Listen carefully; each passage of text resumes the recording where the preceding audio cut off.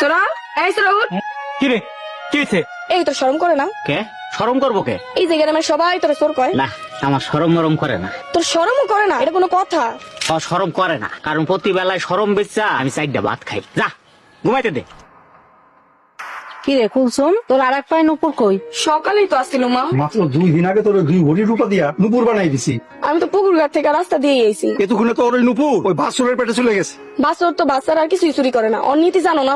চোরের আবার নীতি। এক কাম করি তাইলে ওই বাস্তরে দইরা পিটাই, তারপরে গড় গড় করে কয়ে দিবেনি নুপুর কই আছে। আগামী জুমার দিন নামাজের পরে গ্রামের লোকজন এমনি ওই বাসুরের বাইন্দা পিটাইব, তখনই আমি আমার নুপুরের হিসাব লম। আপনাদের গ্রামেরই একটা ছেলে মানুষের বাড়ি থেকে ভাত নিয়ে খায়, গ্রামের লোকজন ভাত চোর বলে। ওরে কি একটু আমার সাথে দেখা করতে বলতে পারবেন? ইমাম সাহেব ওই তো আপনার কাছে আইবো না, কারণ ও তো বাচ্চা চুরি করে খায়। সেই দিনও আমার বাড়িতে বাচ্চা চুরি করতে আসছিল, অল্প জন আমি ধরতে পারিনি, পলাই গেছে। ঠিক আছে, আসসালামু আলাইকুম রহমতুল্লাহ। আমি কিন্তু চুরি করি না, চুরি করতে হয়নি আমি। তোর হাতে নাপ দেখছি। এই কুলসুম, যা ঘরে যা। না, আগে কও লোকটারে মারতাছো কেন? তুই লোক কই দেখলি? এটা তো একটা চোর, বাসুরা। ও তোমার জানলা দিয়ে কি যেন চুরি করতে নিছিল, পালাইতে নিছিল, কিন্তু শালারে ধরে এমন মার দিছি। বলু চাচা মিথ্যা কথা কইেন না, খোদারে ডরান। ওই বাচ্চর কথা কও না কেলিগা আইছিল আমার জানালায়। কিছু কনের আগে যখন দইরা মাইর দিয়ে দিছে তখন আর কয়া কি লাভ? তেজ দেখছো, ঘন সেটিং সেটিং কথা কয়। যা পলা কইতাছি। এই যে দেখো নুপুর। নুপুর তাইলে ঘরেই আছিল?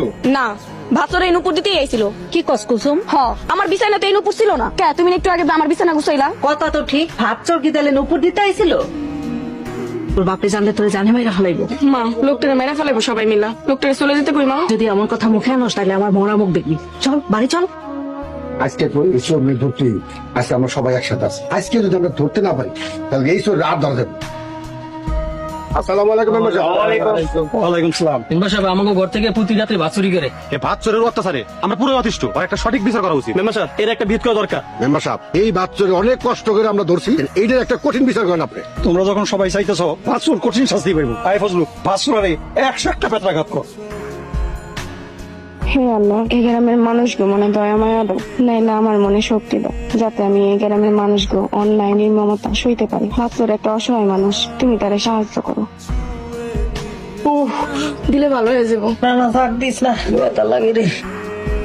ইমাম সাহেব ওই ভাসুরের বিচার করে ফেলাইছি। তাই নাকি? তা কি বিচার করলেন শুনি? মেম্বার সাহেব কইছে 101টা ব্যত্যাঘাত করতে, আমরা 101টা ব্যত্যাঘাত করছি, একটাও কিন্তু কম দেওয়া হয় না। ইন্না লিল্লাহি ওয়া ইন্না ইলাইহি রাজিউন।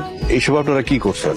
একজন আল্লাহর বান্দাকে এমন নির্মম ভাবে আঘাত করতে পারলেন? ইমাম সাহেব কয় কি? আপনি আল্লাহর বান্দা দেখলেন কই? ওর ভিতরে নামাজ কালাম কিছু নাই, ইমান আছে কিনা কে জানে। আপনারা কেউ কখনো ওকে নামাজের কথা বলেছেন? আমরা কেন কইতে যাবো? হ্যাঁ ইমাম সাহেব, শুনছেন কোনদিন চোরে কোনদিন ধর্মের কাহিনী শুনে?